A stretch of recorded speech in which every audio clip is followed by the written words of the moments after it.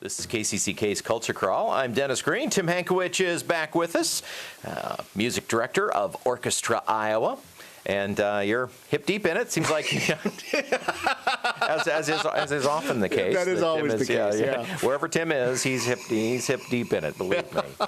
And seeing, we have to keep careful track because you were just here a couple of weeks ago, and now we're back because you guys are in the midst of the season. Before we know it, we'll be talking holiday concerts. You're so funny. You're absolutely right, because the season has been going on for quite some time now, but really this weekend is when we really get serious about our season. We've done Bruce Orchestra already. We've done a chamber series. We had our gala with Bernadette.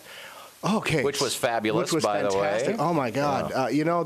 Just as an aside, watching somebody of that caliber perform, it makes you realize that singing the right notes, singing the right words at the right time. That's just where it starts. That's just where it starts. Somebody who is the song becomes the song.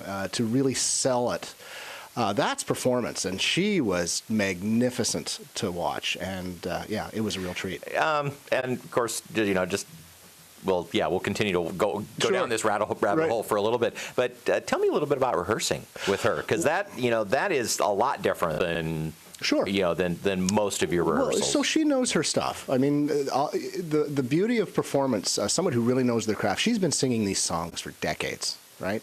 And when you go to her performance and she sings it, it sounds like she's singing it for the first time just for you. So there's no learning curve.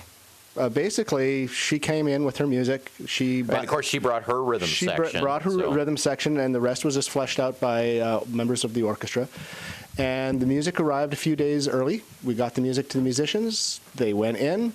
She laid it down. And sometimes she didn't even sing the numbers. She said, I'm going to take this one out. And the orchestra did it. And basically, one run through and done. And when you have people of that caliber who are really good at what they do, there's no questions. There's no guessing. It's just lay it down, done. Boom. Yep. She's a pro. She's a pro.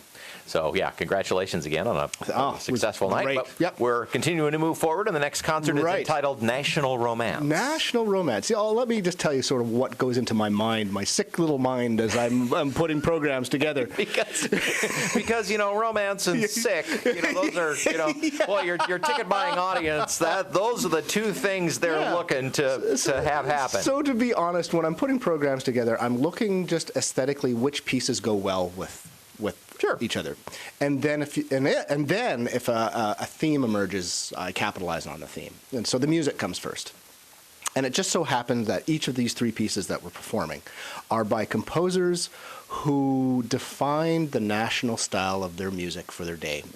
Edward Elgar from the turn of the century. If those who've listened to watched Downton Abbey, this is the music that was being written at the time. Ravel, of course, the great French composer. And then there's this Finnish composer by the name of Sibelius, who is a really big deal in this country.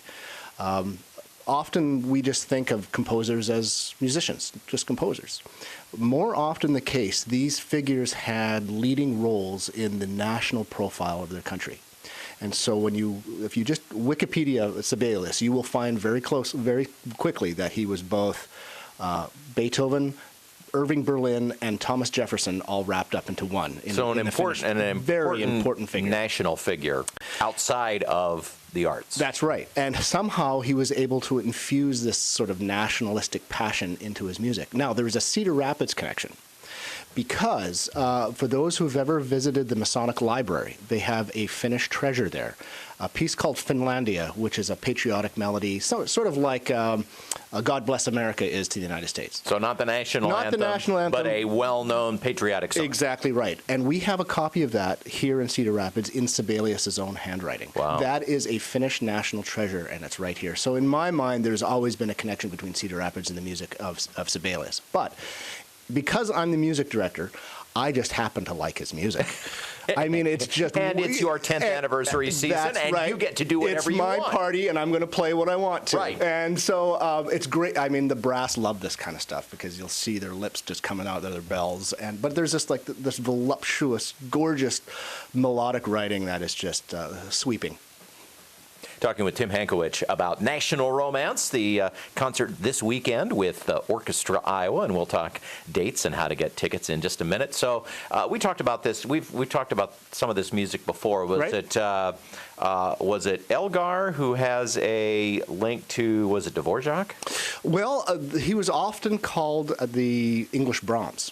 And in fact, there's a sort of dark quality in which he composes, but there's something that you can't quite put your finger on. A composer can get the national sound of their country by using folk song a lot, which is what Dvorak did for the Czech culture.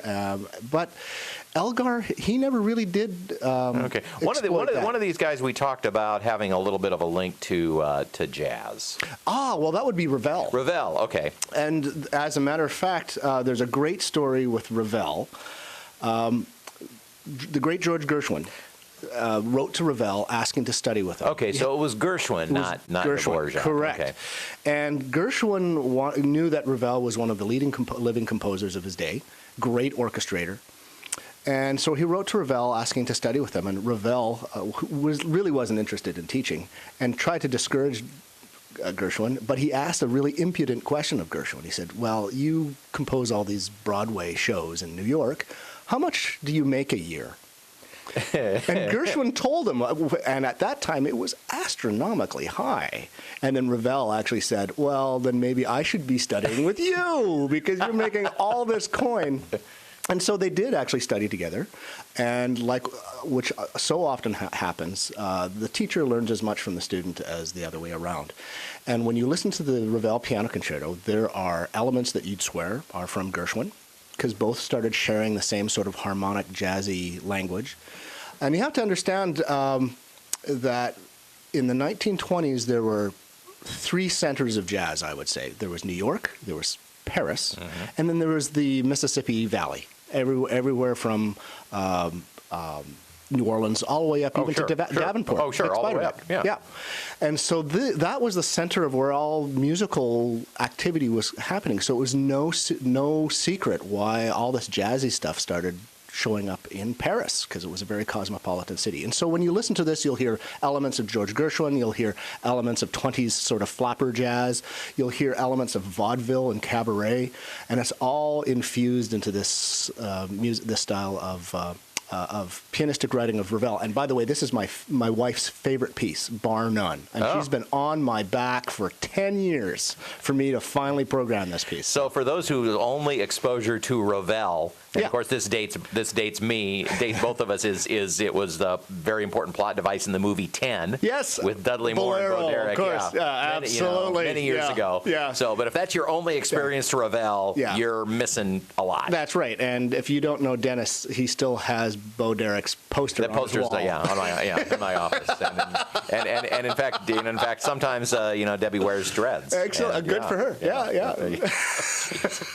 Thank goodness my wife will never see this. That's right. We'd both be in trouble. That's right. We've managed to invoke both our wives at this point. That's a first. That's right. So, National Romance this weekend. Right. Cedar Rapids and Iowa City as usual. Yeah, absolutely. So Saturday at 7:30 at the Paramount, and then we have a Sunday matinee at 2:30 at West High School in Iowa City. And tickets as usual at your website, which is orchestraiowa.org, or you can talk to a human being by calling 1-800-369-TUNE, TUNE. Tim Hankewich from Orchestra Iowa. Thanks as always for coming in. Thanks for having me.